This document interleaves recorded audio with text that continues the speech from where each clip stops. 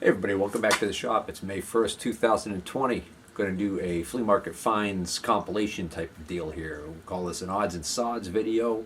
Again, it's several different items that I've picked up that are just like one-off buys here and there. So rather than having a dedicated estate pick video, they kind of get lumped into something I like to call odds and sods. And sometimes I never know where this video is going to go. Sometimes we just look at a few things and move along and it's over, or sometimes we'll end up poking around in something. All right, let's dive right in.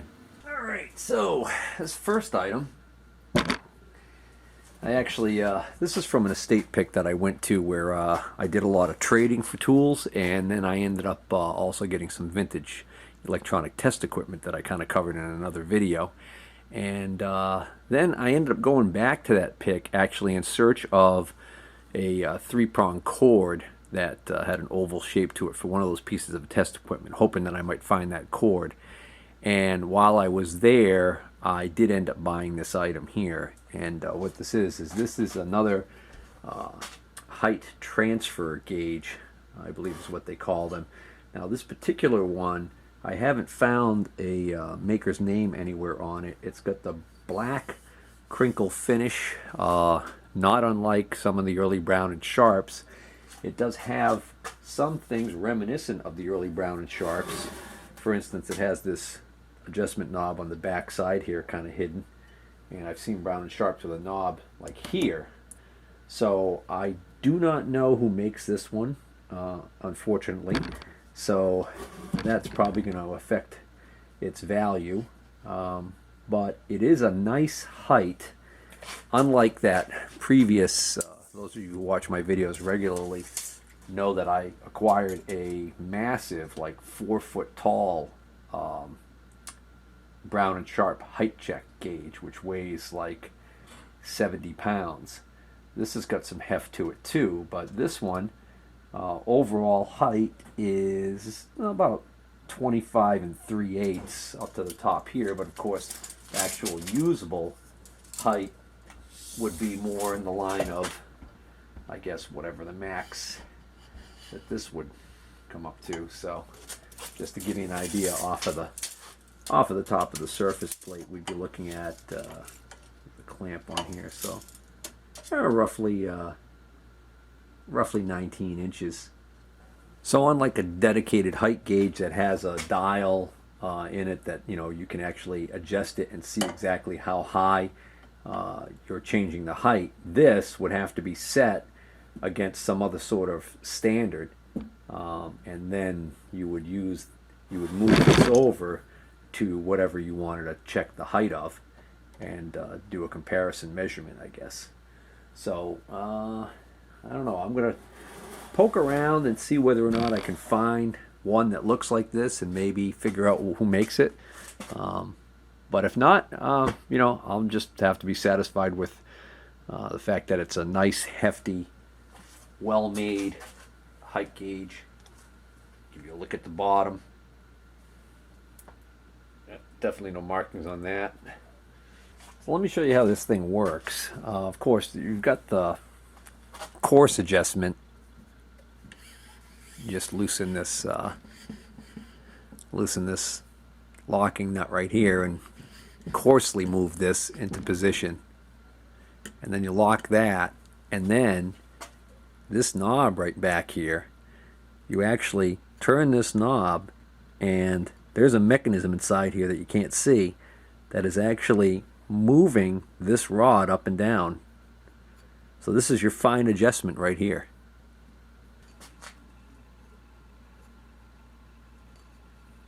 And then once you have it dialed in, this is a locking knob right here to lock that height.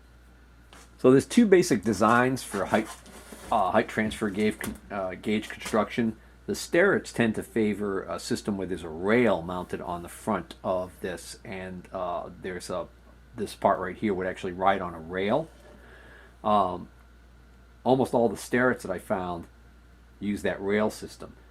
The Brown and Sharps, some of them, like the big height check that I have, has a rail system on it. But then they also have a version that has a post like this and works on this principle here. Now, I don't think this is a Brown and Sharp though, because on the Brown and Sharps that have that system, this knob on the back is actually not kind of tucked in where it is here. It's actually a larger knob and it's out here. Also, the manner in which this is constructed at the top here is quite different from all the Brown and Sharps that I was able to find online. This design, I would think, has one added advantage, which would be the ability to not have to necessarily move this on the surface plate and swivel this a little bit and give you a little bit more ability to set that like so, if you needed to. But that being said, I don't think I'm going to be lucky enough to figure out exactly who makes this thing. All right, this next item came by way of a little horse trading. This was somebody who contacted me on Facebook that saw my ad on Marketplace for the Fowler ball micrometer that I had shown, I don't know, a few episodes ago. It was I think it was a 0 to 1 inch ball micrometer. It had the convex shaped anvil, so it's kind of a specialized micrometer. I already have a attachment for a sterret that will allow me to do the same thing, so I ended up selling that on Facebook, and I was asking $35 for that, and the gentleman contacted me and said, hey, if I'd be willing to drive and meet him, being that this is, COVID County, that he'd give me $40. So I made plans to go out and see him, and then when we were finalizing it a couple days later, he said, hey, you interested in any trades? I said, well, what do you got to trade? And he showed me a picture of this Fowler dial caliper, and he said he'd be willing to do this and $20 my way. So I went out, took a look at it, and decided to do the deal. It's got a little, it's got just a little crack on the, or a bad scratch. That's probably a crack on the plastic right there. See it? I don't even know if that's showing up. And it could use a cleaning, and there's no case, but the jaws look good, and it seems to repeat pretty good. What I mean to say is, every time. Pretty good's not quite good enough. There's a slight bit of crunchiness to it, but not like there's big hunks of swarf in there that are causing the thing to skip all over the place. It repeats to 0 even when I go the full length, open it all the way up to the stop and all the way back. So I think that'll be a nice addition for somebody. I'm going to offer that up for sale on my page. I have an old Helios case that has a sticker on the side that says Fowler. So it was a Helios caliper, dial caliper case that was used for by a Fowler branded dial caliper, and I was hoping that this would fit in it, but it's just a little too long. This is a 12 inch, and by the looks of that case, it's longer than normal. It's probably for a 9 inch. I thought, oh gee, I could notch the end of it and let this hang out, right? But that would be really, I think maybe we'll just sell it without case. Chances are it's going to end up sitting in somebody's tool drawer anyways, on their machinist tool chest. So I don't know if a case is that critical. We'll just make sure we pack it up really well. These next two items are tool store buys. I went to the tool store this week hoping to snag a combination square. It was a blade with a 90-degree head on it, a bevel protractor, and the centering head. And in his weekly video, he mentioned that it was $45 and it looked really, really clean, but he forgot to mention who made it. But I could see on the blade that it said USA, but I couldn't make out the manufacturer. So I was hoping it was a Sterret, and then when I got there, I found out it was a Craftsman. So I actually decided to pass on it. And the reality is, even if it was a Sterret, I was only buying it for resale. Anyways, so what I did end up snagging was, and I actually, ironically, I got this tap wrench, and this tap wrench was $5. And this is a Greenfield tap and die number. It's a number 5. So it's a G&D number 5. It's actually a pretty nice tap wrench. It's got some rust on it, but it's we're probably going to need a little bit of, yeah, it's frozen. So we'll have to put some penetrant on it and let it sit. But I'm sure I could probably get this to break free and clean it up. And it'll be a nice tap wrench for somebody. I probably already have this size. But, you know, I got this for 5. And I wouldn't be surprised if I can get 20 for this once I clean it up. And the irony is that would be a $15 profit, about the same amount of profit I would have made on that combination square set. So I'm actually pretty satisfied. This actually made it worthwhile. It wasn't a wasted trip into the city. And then while I was there, sucker that I am for them, I don't need any more, but this indicator was sitting in the $6 bin, and it's broken. Doesn't work at all, and it's got like the worst case of road rash I've ever seen on a plastic crystal here. But I could just make out through the fog that this is a Hamilton, I believe. I have a couple of these, I think, now, so I kind of just thought it was kind of a neat. I've got a thing for these large face indicators. You know, you could see my hand that it's pretty big, but it's a 3.5 inch face on this thing, and I can't even see the resolution on it, but I think it's another one of these ones that's like got a whole lot of zeros before the 5. So this is a very high resolution indicator, but it is completely buggered by the looks of it. This is not frozen, it moves, but the needle's not moving at all. There is a knob on the side here. I can't tell whether or not this is bent down or whether or not it's supposed to look like that or not. So I figured what we'd do, since this is probably kind of a short video anyways, is we'd take a peek inside this thing and see if we can't see why it doesn't work at all. Well, I guess for starters, I should, just for giggles, try and clean this lens a little bit and see. It's funny, sometimes you go to clean these and, well, like in this case here, sometimes you go to clean them and it's amazing how much of an improvement it is, just a little quick spritz of LA's totally awesome. And then you had other times where I've had like some indicators that, you know, looked really yellow and scratched, and no amount of cleaning could get it to go away because it was like the plastic itself was just so badly, you know, something, I don't know. I don't want to press too hard on this. I can hear the telltale little bit of popping going on here, which always scares you because it could mean that this is getting ready to pop right out, which happens. Anyways, look at that. Cool beans. So we've got a jeweled movement, Hamilton Watch Company, and this is a model. I can't see it because the needle's kind of splitting it. It's a 419 something 005. Might be a 419005.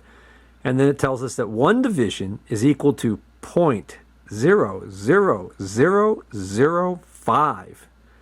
So that's what? Thousandths, 10,000ths, 100,000. So this is half of 100,000th per division. I like them apples. I wouldn't want to use this to measure the total run out of the spindle on my old lathe, I'll tell you. It would really make me sad. Matter of fact, I could probably use it. I could use this as a fan. It would be spinning around that much, maybe. That's a good sign. I like that sound. That tells me that somebody just didn't just recently have this apart and was, you know, whacking on it with a crowbar. It may very well be relatively unmolested inside, which begs the question, Steve, what are you doing taking it apart? You don't know nothing about fixing no indicators. I don't know nothing about birth no babies. I wonder what this is. Wouldn't that be funny if that was a lock? Maybe I should have. I just noticed that. Maybe I should have checked that out before I did anything. Well, it's. I gotta at least give you a look at the inside. Came this far together, right? Yeah. Oh, that's not even what I expected to see inside this thing. Huh. All right. Well, whatever this is over here, it would only have to do with this lever right here, which this all moves freely. So this isn't the issue. So for whatever reason, there's a indirect connection between this and the actual mechanism. Pardon me, I gotta get some magnification on this thing. So that's the end of a screw head. It screws into the frame right here and holds some sort of a, almost like a leaf spring. So I can't quite see what this... So the good news is this doesn't look bent. This plastic thing might be just a little of a skew, but like if I take this plastic knob off and I look at this knob, it's going straight in. It's by design, it's supposed to be at an angle. So this isn't bent like I was worried. I was worried this was supposed to go straight in like that towards the center. But by design, it's supposed to do what it's doing there. So the question is, I don't even know what this does. All right, so if I very gently, it seems like by design that when this pushes up, this should follow that. There we go, like that. Just went up.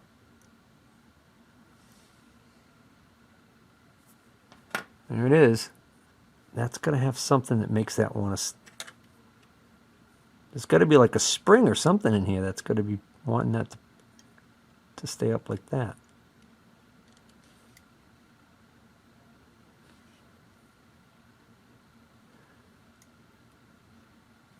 See, there it goes.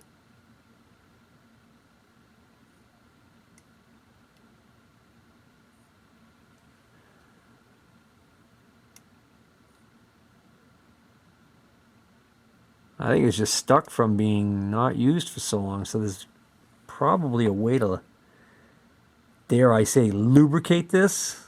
But I mean, there's could very easily be a wrong way and a right way to do this. If I sprayed some non-residue cleaner in there, it would probably safely remove any of the gum stuff, but then nothing would be lubricated in there. And I don't know whether or not it should be lubricated or not. My problem is I can't see anything that's going on behind this. This clearly is constructed in a manner that this is supposed to be repaired and worked on from the front. You're probably supposed to remove this bezel and then with a special tool pull this hand off and then remove the face, all of which is above my pay grade.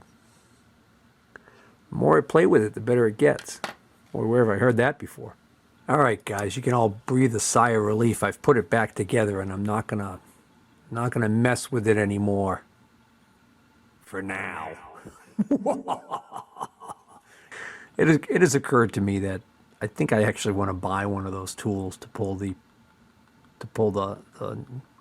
indicator hand off of watches and stuff like that, because I've run into this situation before where I just think a simple clean and precision lubrication in some very key places would be all that this thing needs, and a new crystal, you know.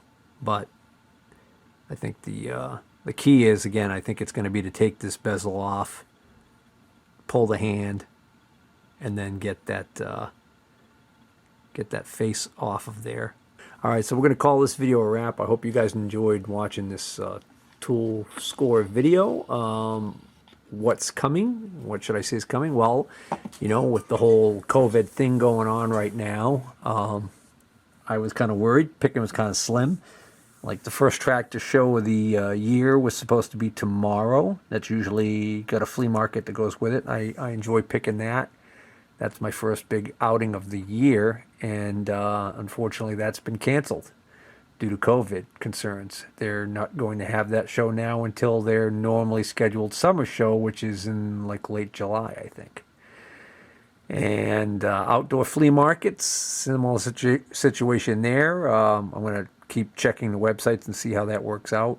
But right now it looks like, oh, so as I was saying before the battery died, was right now it looks like the major flea market, Brimfield Flea Market, which is huge, that looks like that's, well, definitely that's been canceled for the May show. So they're now going to just wait for the July show, just like the tractor show. So doesn't look like a lot's going on as far as that goes. But I was able to luck into a couple of picks within the past couple of weeks, and I'm sorting through that stuff right now. So you're going to see at least 2 more picking episodes come up, and after that, unless something else happens across my doorstep here, we're going to be probably in a dry spell as far as picking goes. But we got plenty of other projects coming up. We're going to continue to be working on the Earth Dog go-kart project. We'll do some more work on that Ariens GT17 tractor. The Tower of Power boat series is going to get up and running again. And actually just had a couple of videos that probably already aired with a little bit about what's going on with that. And I think maybe we're going to try and get that IH350 tractor going. So I hope you guys are looking forward to that as much as I am, and look forward to having you guys watch. And if you do like what you see, please click the like button, and if you're not already a subscriber, please consider subscribing. Take care.